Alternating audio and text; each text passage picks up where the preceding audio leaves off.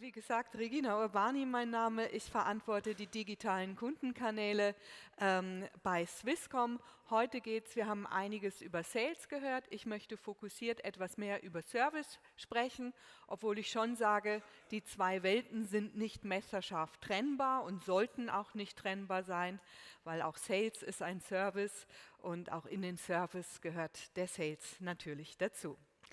Ja, es geht explizit darum, wie hat die Swisscom auch durchaus disruptive Moves gemacht, um den digitalen Service weiter hochzubringen und wie hat uns vor allen Dingen auch AI dabei geholfen, da noch besser zu werden.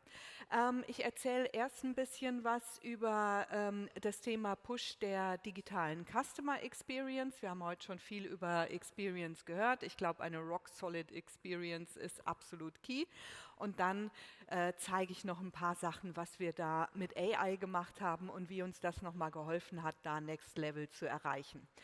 Ich denke, die meisten von Ihnen kennen Swisscom, ein Schweizer Telco-Provider, der Incumbent, das heißt die Nummer 1. Wir haben roundabout 54% Marktanteil. Das heißt, wir bewegen uns in einem sehr, sehr toughen Verdrängungswettbewerb. Wir bieten als vollkonvergenter Anbieter alles aus dem Bereich Mobilfunk, Internet, TV an im B2C-Bereich und auch im B2B-Bereich. Und ja, hier sieht man noch, Swisscom verbindet. Bei uns geht alles um Konnektivität.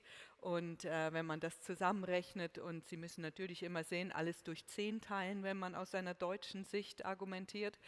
Die Schweiz hat ungefähr so 9 Millionen Einwohner.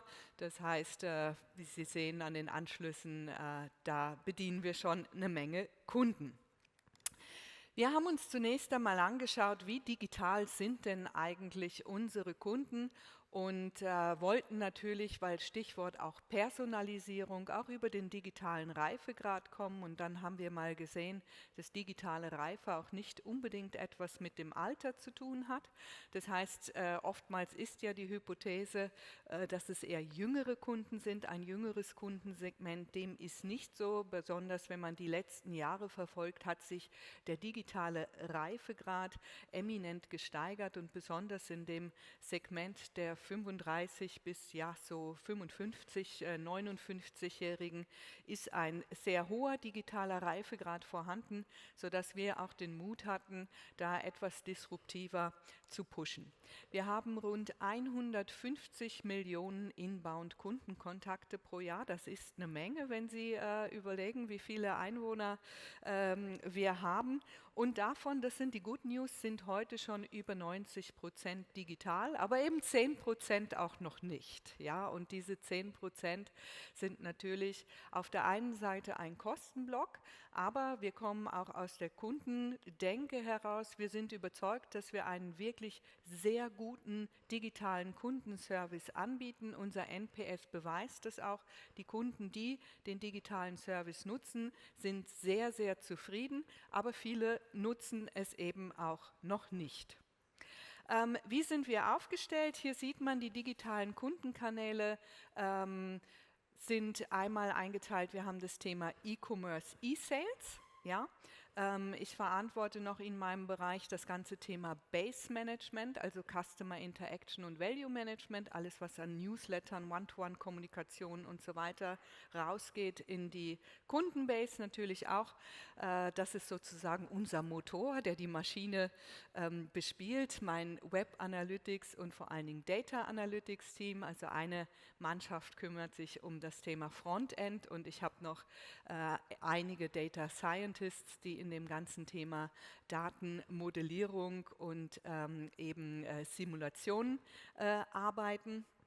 Und ganz neu verantworte ich auch unseren neu gegründeten Geschäftsbereich, die Swisscom Sure.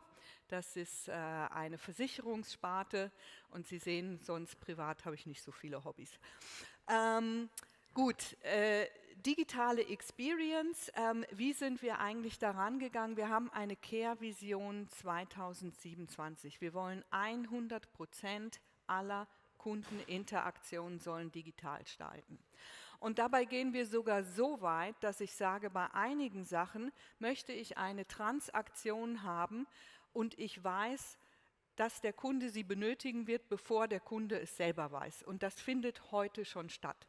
Das Stichwort ist Proactive Assurance.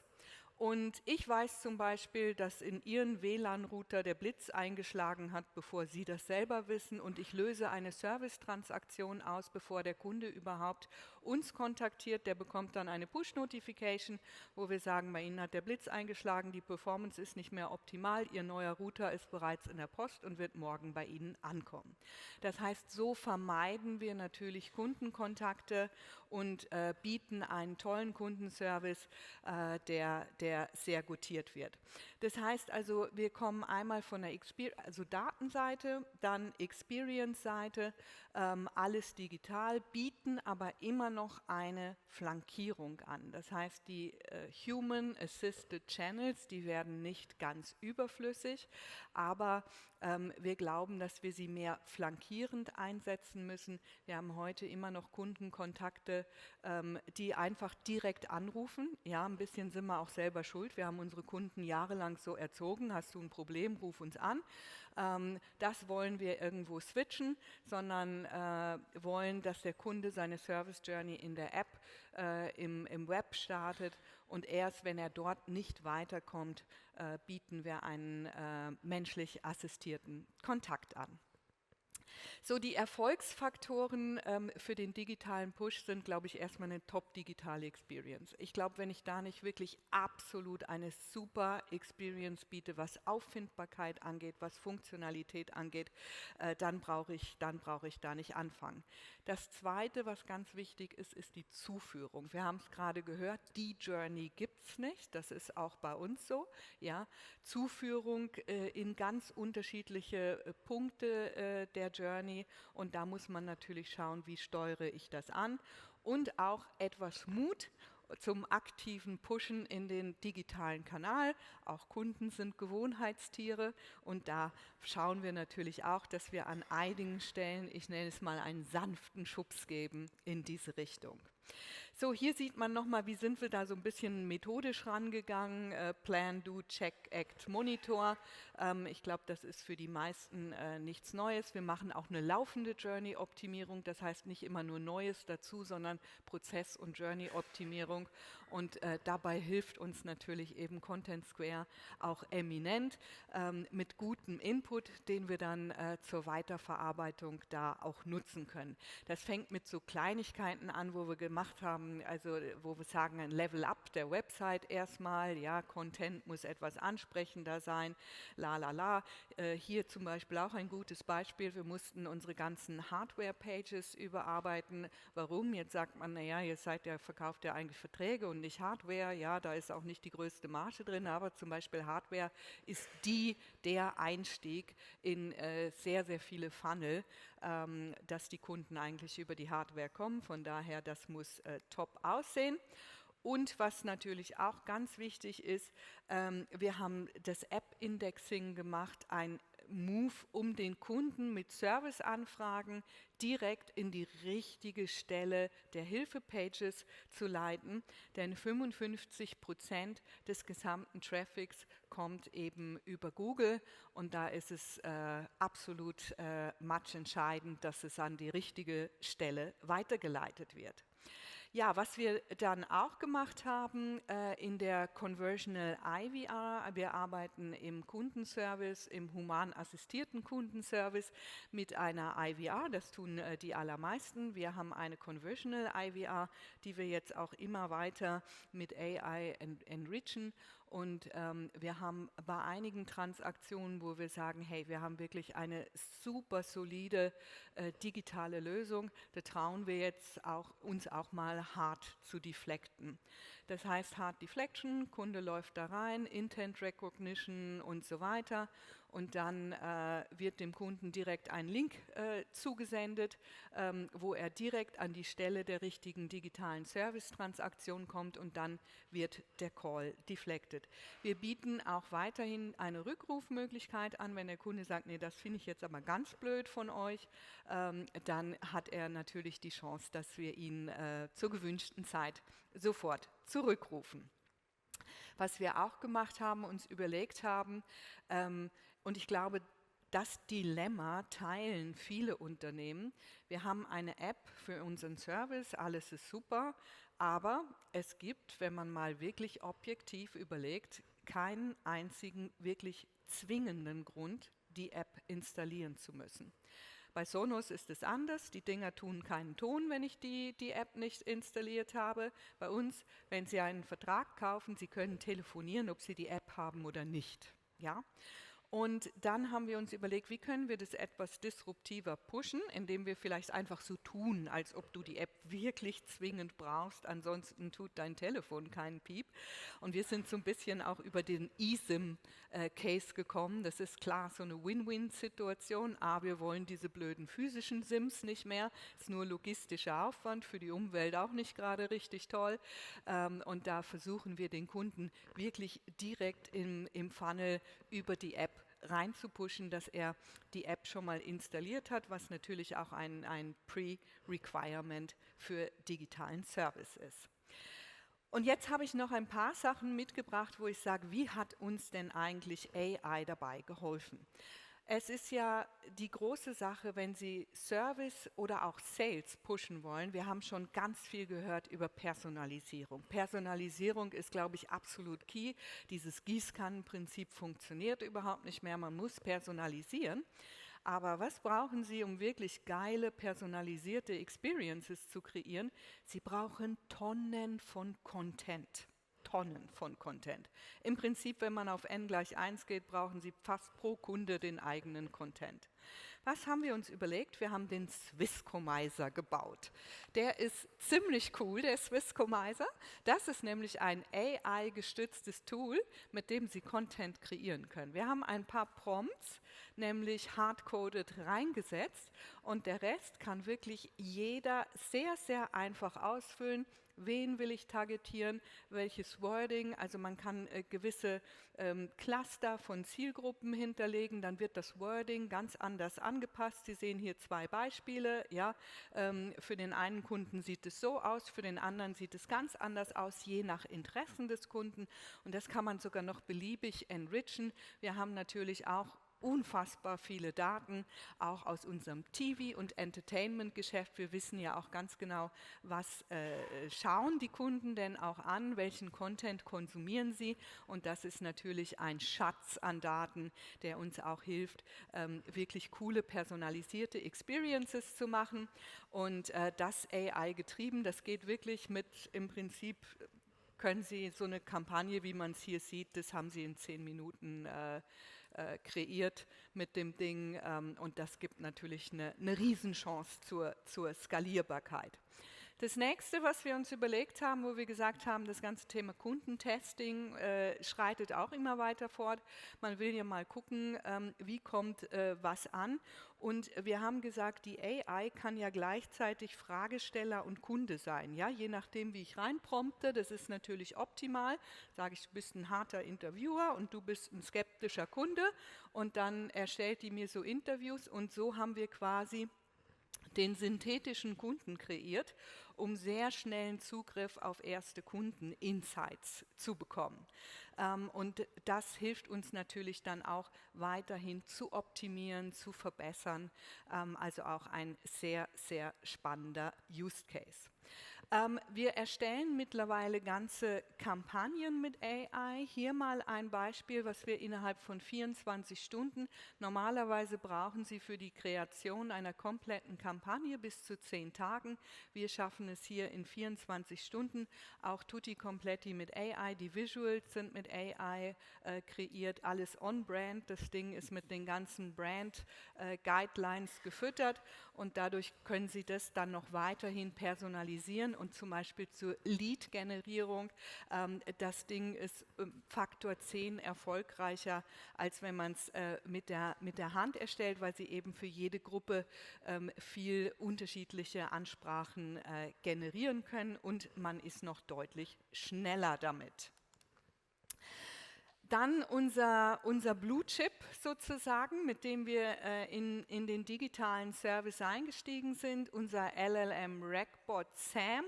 Sam, also jeder kennt so ein Bot-Erlebnis, ja, das war ja früher recht hölzern, die waren ja nicht ganz so cool in der Experience, ja, so einfache Fragen konnten die irgendwie, auch so ein bisschen Machine Learning, aber Quadratur des Kreises war das ja alles nicht. LLM macht es möglich, alles was eben, ne, wie der Name ureigens schon sagt, was mit Language zu tun hat, das können diese Bots wunderbar. Und wir haben ihn jetzt live und die Verbesserung ist eminent. Das heißt so First Time Right, was kann das Ding denn eigentlich schon lösen? Diese Quote ist eminent gestiegen und was uns noch viel, viel wichtiger war, ist, der NPS ist hochgegangen. Ja, bei uns soll einfach kein Kunde das Gefühl haben, aha, die wollen Geld sparen und deswegen zwingen sie mich in den digitalen Service. Ein Kunde soll bei uns mit dem Gefühl rausgehen, hey, das war jetzt so ein geiler Service, Gott sei Dank musste ich da gar nicht erst anrufen. Und mit diesem Approach versuchen wir eben auch den Sam so für die Kunden auszuspielen, dass er eine gute und tolle Lösungsquote hat, aber eben, dass er auch einen guten NPS generiert und eine tolle Experience für die Kunden bietet. Ja, also was war so das Fazit? Ausgangslage hoher digitaler Reifegrad, aber trotzdem noch so ein bisschen Volatilität drin. Und der Shift zu digital, wie kann man den weiter anschubsen? Was braucht man damit? Was braucht man dazu? So absolut entscheidend ist das Thema und das ist auch eine unserer Hauptstrategien im Unternehmen, Performing Together, und das meinen wir auch so. Das heißt, nur was kanalübergreifend funktioniert, ist erfolgreich, und hier war auch wichtig, dass wir dazu mit allen Kanälen zusammenarbeiten, aber natürlich auch mit dem kompletten Marketingbereich. Wir brauchen eine zielgerichtete Zuführung. Ganz viele Unternehmen machen sich immer Gedanken darüber, was passiert bei mir auf der Page, aber was passiert vorher? Also eine Journey fängt bei uns immer ab Google an, ja, weil das unglaublich wichtig ist, was passiert vorher. Und natürlich, man muss sich auch mal trauen zu pushen. Ja?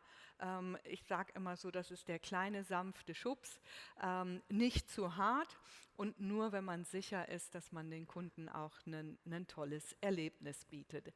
AI nutzen wir dafür. Das sind nur einige wenige Beispiele, wie AI heute schon bei der Swisscom eingesetzt wird. Wir haben natürlich auch noch ganz andere Bereiche, aber hier in den Customer-Facing Units, in den Digital Customer-Facing Units, erste Schritte und sehr große Erfolge. Ich glaube, es wird ein Game Changer sein, aber was wir natürlich auch sehen, der Game Changer funktioniert auch nur, wenn der Treibstoff da ist, und dafür ist natürlich das Thema Daten, Daten, Daten sicherlich das Allerwichtigste. Gut, damit wäre ich am Ende meines Vortrags. Ich bedanke mich sehr herzlich bei Ihnen und ich glaube, wir haben noch ein bisschen Zeit für Fragen, oder? Merci.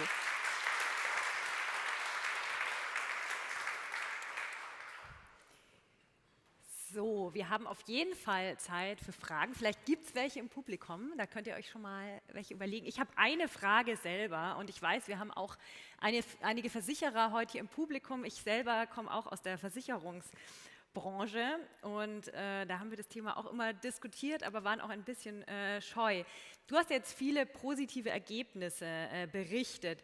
Gab es auch was, wo du sagst, boah, da dachten wir, das ist cool, das haben wir mal ausprobiert, aber das haben wir dann wieder fallen lassen? Also gibt es auch so ein paar Learnings oder irgendwie Dinge, die gar nicht funktioniert haben oder die wirklich nach hinten losgingen? Ja, also wir haben natürlich immer einige Piloten gemacht, sowohl im Sales als auch im Servicebereich. Manche Sachen, ich nenne das immer Schweinezyklus, ja, kommt irgendwie immer wieder, ja. Da ist vielleicht dann auch nicht die richtige Zeit dazu. Wir haben vor einigen Jahren mit dem ganzen Thema Videotelefonie mal im Service viel ausprobiert. Das hat ehrlicherweise gar nicht funktioniert. Wir machen jetzt gerade wieder einen Piloten, ob sich die Zeit vielleicht so ein bisschen geändert hat. Ja, das muss man immer mal wieder ausprobieren. Aber ja, es gab auch einige Sachen, die so gar nicht funktioniert haben, ja, wo wir erst dachten, ist irgendwie cool, aber hat doch nicht so funktioniert.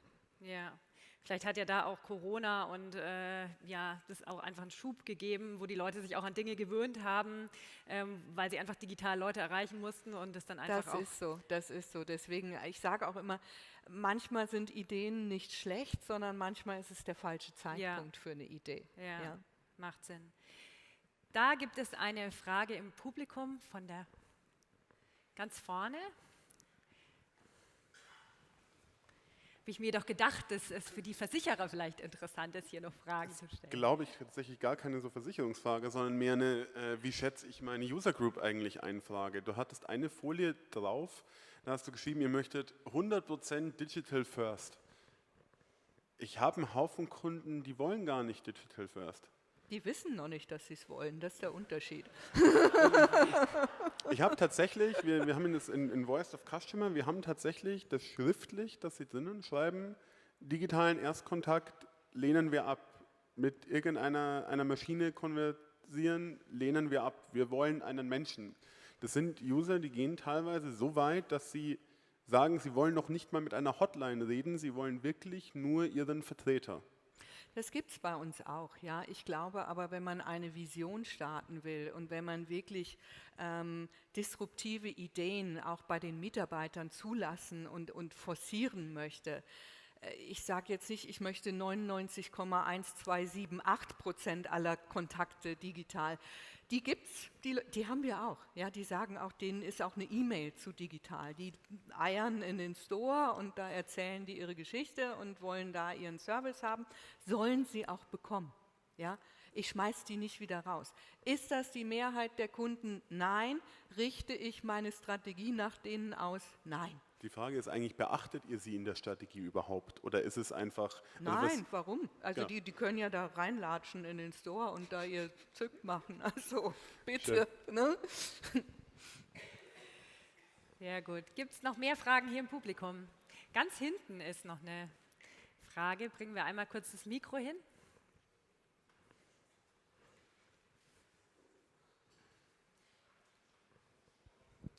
Hallo, wie war denn die Einführung von SAM? Wie viel Aufwand war das und welche Technologie steckt eigentlich dahinter? Also SAM ist basierend auf, also es ist eine GPT-4-Lösung auf einer Azure-Plattform. Wie viel Aufwand war das? Ich sag mal so, der SAM ist bei uns nicht ganz neu. Wir hatten schon vorher einen Chatbot, aber Erfolg war, also das war kein LLM-Bot. Ne? Also für die Einführung bis zur Beta vom LLM haben wir so 10 Monate ungefähr gebraucht. Und dann sind wir erst in eine Beta gegangen, haben getestet und sind ungefähr nach 12, 13 Monaten ins flächendeckende Rollout gegangen. So, gibt es noch eine letzte Frage hier im Publikum? Könnten wir noch nehmen? Ich glaube, alle wollen direkt in die Pause und dich nach deiner Nebenbeschäftigung als Catfluencerin befragen. Da ist noch eine Frage. Gibt es auch noch eine Frage? Doch noch eine Frage, ja. Gerne. Danke. Ihr macht ja relativ viel, hat man eben gesehen, mit Content Creation. Also, dass ihr halt verschiedene Landingpages anlegt, dass ihr da auch, so wie ich das verstanden habe, AB-Testing macht. Wie habt ihr da so ein bisschen geschiftet, was UX, UI dann halt auch für Aufgabenbereiche hat? War das vorher nicht in der Content Creation? Und wie habt ihr das, wie lasst ihr das auch vielleicht parallel laufen oder zieht die Learnings dann aus dem AB-Testing für UX, UI zum Also ich sage, erstmal arbeiten wir in einem weitestgehend agilen Approach mit cross-funktionalen Teams. Das heißt also, die Leute sind bei uns in sogenannten Crews organisiert und da sitzen die alle an einem Tisch. Ja, also der Content Manager genauso wie der UX, UIler und so weiter und so fort. Das sind dann kurze Wege und dadurch können die sich da sehr, sehr pragmatisch abstimmen. Und das ist eigentlich auch ein, wie ich finde, sehr fruchtbares Konzept. Also mit dem haben wir wirklich nochmal so ein Step-up gemacht.